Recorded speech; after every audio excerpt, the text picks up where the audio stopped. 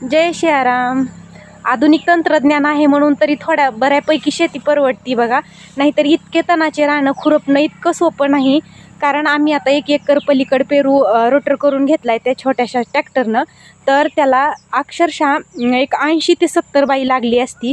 तर विचार करा तो हिशोब कुठं गेला असता. 3 हातला पेरू रोटर करून घ्यायचा आहे. बघू शकता किती तण आलं आहे. भरपूर असं तणाचं रान आहे आमचं.